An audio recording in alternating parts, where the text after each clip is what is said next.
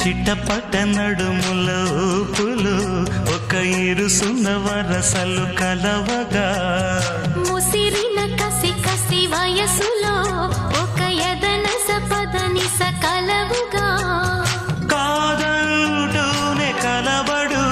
అది లేదంటూనే ముడిపడు ఏమంటున్నా మదనుడు తెగ ప్రేమించాక వదలడు చూస్తా సొగసు కోస్తా